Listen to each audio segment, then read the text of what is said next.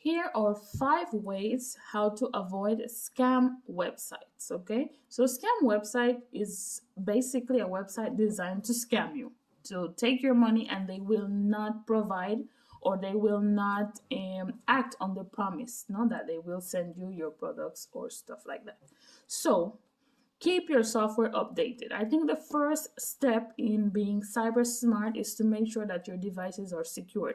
Because when you have an antivirus or anti malware on your device, it helps you to limit the attack surface. So if your device is secured and you go on a website that is not encrypted, it doesn't have an SSL certificate, or it doesn't say HTTPS, then you will most likely get an alert from your antivirus to say that this site is not secure, or danger, or some kind of alert. So the first step is to make sure that you secure your devices. You need to invest in some kind of antivirus software to protect your devices.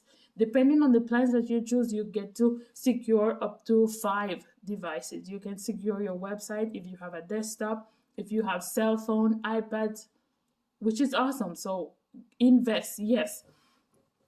I usually buy my antiviruses for 2 upwards to 2 years, because I don't want to be thinking about it every year. So 2 years or more.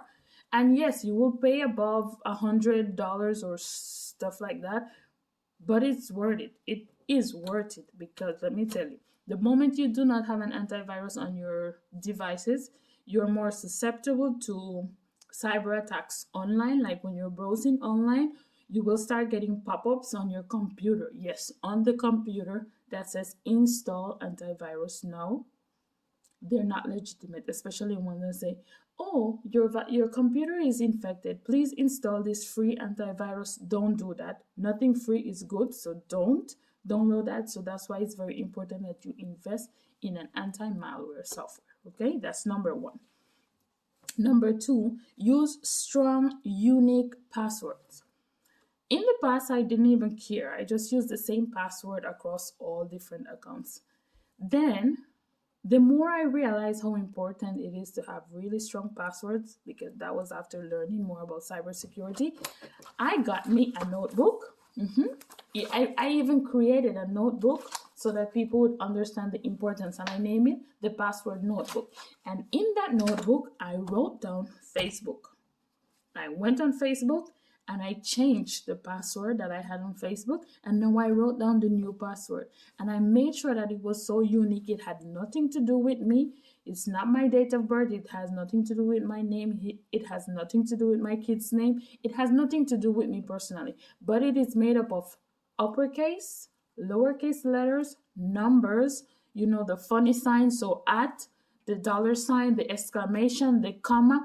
Put all these weird signs, because it becomes much difficult for threat actors to crack your password.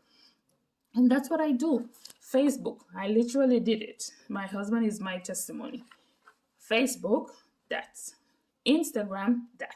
TikTok, that. And on all these accounts, I also have 2-factor or multi-factor authentication. So even if they should crack my password, then I would receive an email, an SMS message on my phone. There's some other way that I would have to double verify that it is me. But make sure you do that. And I also did the same thing also for him. And I do videos on my profile on TikTok, on Instagram, on LinkedIn, on YouTube, to teach people about how they can add multi-factor authentication to their different accounts. And yes, the password notebook helps a lot, because you're going to create unique passwords. There's no way that you're going to remember them. It's impossible. So you have to make sure you jot them down. Some people prefer to use a password manager, but for me, that's just digital again. And with so many cyber attacks and data breaches going on, I prefer to have more control over my passwords. So I have them written down in a notebook, and I keep it in a safe space where I would keep my birth certificate, my diplomas, and all those stuff. That's where I keep it. So I know that if I'm traveling, if I'm moving, it's there, and I can just take it and I can go. So that's what I recommend. Some people prefer the digital world.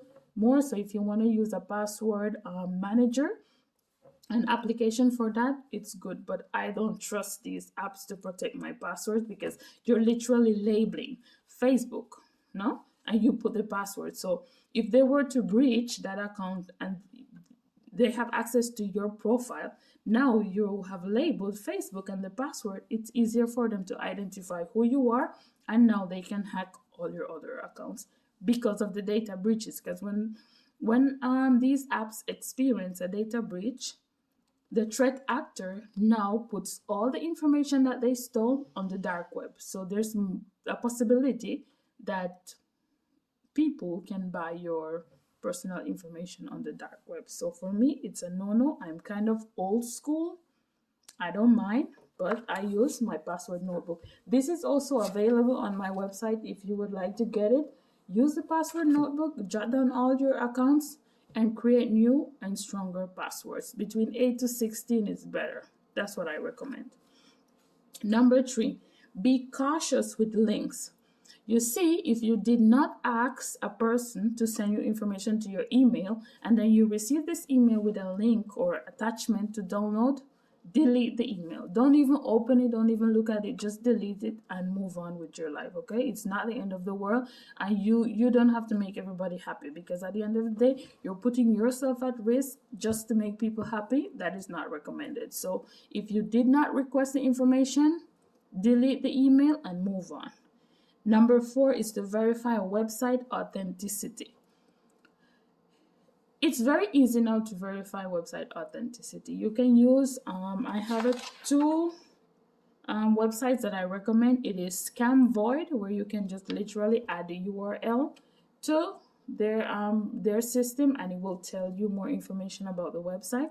Or you can use URL Void, which will also give you more information about the website. And it's very easy to use. Like, it's user friendly. You just paste the website link, search, and it gives you a lot of information. And it will literally give you a final verdict in the moment. It will tell you if the website is secure or if it's not, because they're pulling a lot of information from different sources. So it's like instantaneously they can tell you if the website is secure or if it's not, or if it's a scam. So that's what you can do. And number 5 and the final is to trust your instinct. I didn't used to trust my instinct, to be honest. I still used to go against what feels weird in my gut.